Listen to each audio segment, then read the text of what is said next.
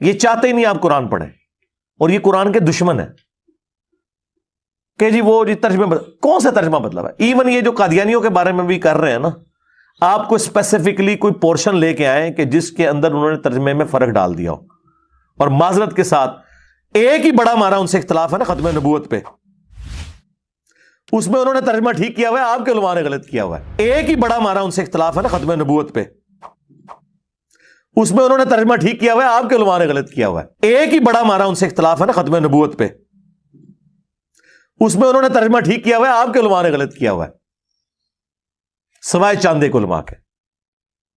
صرف اس لیے ترجمہ کیا ہمارے علماء نے تاکہ عقیدہ ختم نبوت کو کوئی حرف نہ آئے۔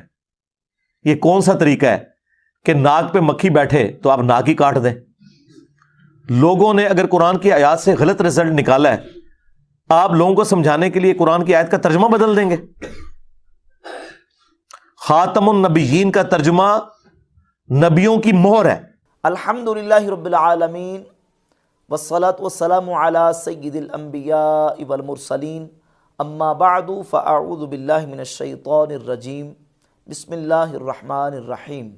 عقیدہ ختم نبوت مسلمانوں کا اجماعی اور بنیادی عقیدہ ہے، اور ختم نبوت کا معنی بھی مسلمانوں کے ہاں مجمع علیہ اور متفق علیہ ہے کہ خاتم النبیین کا معنی ہے آخری نبی۔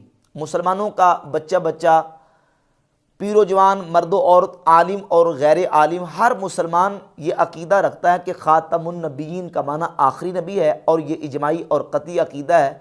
جو نبی کریم علیہ الصلوۃ والسلام کی ختم نبوت یعنی آخری نبی ہونے کا منکر ہے، وہ کافر دائرہ اسلام سے خارج ہے، اور جو ایسے کافر کو کافر نہ مانے وہ بھی خود مسلمان کہلانے کا حقدار نہیں ہے۔ یہ اتفاقی عقیدہ ہے، اتفاقی مسئلہ ہے۔ مرزا جلمی نے ایک کلپ اپلوڈ کیا ہے جس کے تھم نیل کا عنوان یہ رکھا ہے کہ قادیانی کو مسلمان بنانے والا کلپ۔ اس کلپ میں مرزا جلمی نے قادیانیوں کے فیور میں، قادیانیوں کی سپورٹ میں ایسا خطرناک بیان دیا ہے، نام تو یہ رکھا ہے کہ قادیانی کو مسلمان بنانے والا کلپ۔ قادیانی کو مسلمان تو نہیں بنائے گا، البتہ یہ کہ مسلمانوں کو وہ بے ایمان وہ کلپ ضرور کرے گا جس میں مرزا جلمی نے یہ کہا ہے کہ آیا ختم نبوت سورۃ الاحزاب کی آیت نمبر 40، جس میں اللہ رب العزت نے حضور علیہ الصلوۃ والسلام کو خاتم النبیین فرمایا ہے، مرزا کہتا ہے کہ آپ کے علماء اس کا ترجمہ غلط کرتے ہیں اور قادیانی اس کا ترجمہ ٹھیک کرتے ہیں۔ یعنی قادیانی ترجمہ کرتے ہیں خاتم النبیین کا نبیوں کی مہر، اور مسلمان ترجمہ کرتے ہیں آخری نبی۔ مرزا جلمی اس ترجمے کو یہ کہتا ہے کہ آپ کے علماء ترجمہ غلط کرتے ہیں اور قادیانی ترجمہ ٹھیک کرتے ہیں۔ اب مجھے بتائیں کہ یہ کلپ جو ہے وہ قادیانی کو مسلمان کرنے والا کلپ ہے یا کہ مسلمانوں کو بے دین کرنے والا کلپ ہے؟ مرزا جلمی کی یہ سٹیٹمنٹ اور یہ بیان اتنا خطرناک ہے کہ جس سے قادیانی مسلمان تو نہیں ہوں گے، البتہ مسلمانوں کے ایمان کا بیڑا غرق ضرور ہو جائے گا مرزا جلمی کی اس کلپ پر اگر کوئی بندہ ایمان لے آتا ہے، الیاذ باللہ تعالی۔ جہاں تک تعلق ہے آیت ختم نبوت کے ترجمے کا، تو یہ بات ذہن نشین کر لیں کہ رسول اللہ صلی اللہ علیہ وآلہ وسلم نے خود ختم نبوت کا معنی آخری نبی فرمایا، صحابہ کرام علیہم رضوان نے اس کا معنی یہی سمجھا، تابعین، اتباع تابعین اور امت کے ائمہ، اور آج تک مسلمانوں کا خاص و عام ہر مومن مسلمان یہ عقیدہ رکھتا ہے کہ خاتم النبیین کا معنی کیا ہے؟ آخری نبی۔ لغت عرب سے اٹھا کر دیکھ لیں، احادیث، تفاسیر اٹھا کر دیکھ لیں، آپ کو ختم نبوت کا معنی آخری نبی ملے گا۔ جہاں تک لغت کا تعلق ہے تو لغت کے اندر خاتم کا معنی مہر بھی ہے اور خاتم کا معنی آخری بھی ہے، آخر بھی ہے۔ جب لفظ خاتم کی قوم یا جماعت کی طرف اضافت ہوتی ہے تو وہاں لفظ خاتم آخری کے معنی میں استعمال ہوتا ہے۔ خاتم القوم معنی یہ ہے قوم کا آخری۔ نبی پاک صلی اللہ علیہ وآلہ وسلم نے جب اپنے لیے خاتم النبیین کا لفظ استعمال کیا، سنن ابی داؤد میں 4252 نمبر حدیث ہے، حضور خود فرماتے ہیں انا خاتم النبیین لا نبی بعدی، میں خاتم النبیین ہوں، میرے بعد کوئی نبی نہیں۔ نبی پاک علیہ الصلوۃ والسلام نے خاتم النبیین کا معنی خود بیان کر دیا، صحابہ کرام علیہم رضوان نے اس کا معنی یہی سمجھا، اور یہ تفسیر کی مستند ترین کتاب ہے تفسیر الطبری۔ امام ابو جعفر محمد بن جریر الطبری اپنی کتاب تفسیر الطبری میں سورۃ الاحزاب کی آیت نمبر 40 کی تفسیر بیان کرتے ہوئے امام قتادہ بن دعامت تابعی سے نقل کرتے ہیں وَلَٰكِن رسول اللہ و خاتم النبیین اے آخرہم. خاتم النبیین کا معنی کیا ہے؟ آخرہم یعنی ان کے آخر. یہ علامہ راغب اصفہانی کی کتاب ہے المفردات فی غریب القرآن. اس میں قرآن مجید کے جو مفردات ہیں اس کا ترجمہ کرتے ہیں وَخَاتَمَ النَّبِيِّينَ لِأَنَّهُ خَاتَمَ النُّبُوَّةِ اے تَمَّمَهَا بِمَجِيئِهِ. یعنی نبی کریم علیہ السلام کی ذات خاتم النبیین ہے. اللہ نے حضور پر نبوت کو ختم کر دیا یعنی مکمل کر دیا آپ کے آنے پر. علامہ راغب اصفہانی نے اس کا ترجمہ کر کے بتا دیا کہ خاتم کا معنی ہے آخری، یعنی نبی کریم علیہ السلام کی ذات اقدس پر اللہ نے نبوت کو مکمل کر دیا، آپ آخری نبی ہیں. یہ لغت عرب کی معروف اور بڑی ضخیم کتاب ہے لسان العرب. علامہ ابن منظور افریقی اپنی کتاب لسان العرب میں ختم کا اور خاتم کا جہاں ذکر کرتے ہیں، ختم کا لفظ لے کے کہتے ہیں خاتمہ یختمہ ختمن و ختامن الاخیر عن اللحیانی. لحیانی سے نقل کرتے ہیں کہ ختم کا معنی یہاں اخیرہ ہے یعنی آخری. اور پھر صفحہ 1101 جلد 2 کے لکھتے ہیں خاتمہم و خاتمہم آخرہم عن اللحیانی. خاتم یعنی تا کے فتح کے ساتھ اور تا کے کسرہ کے ساتھ دونوں کا ترجمہ لکھتے ہیں آخرہم یعنی آخری. تو یہ لغت عرب سے لسان العرب کا حوالہ. اور یہ القاموس المحیط ہے، فیروز آبادی کی لغت کی کتاب ہے.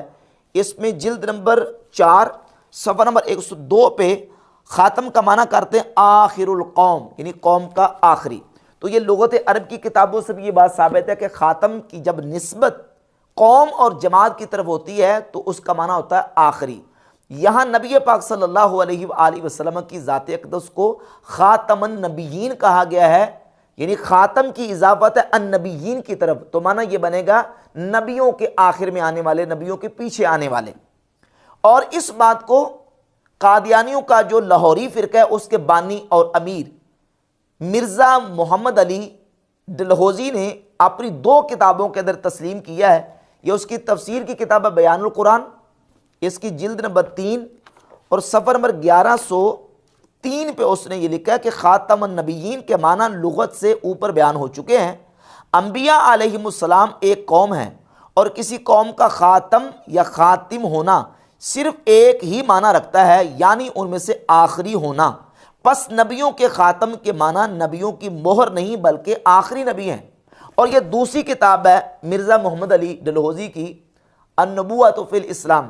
اس کے صفحہ نمبر 85 پہ مرزا محمد علی نے لکھا ہے کہ لفظ خاتم کے معنی مہر بھی ہیں اور آخری بھی، مگر جب خاتم کا لفظ کسی قوم کی طرف مضاف ہو تو اس کے معنی صرف آخر ہی آتے ہیں.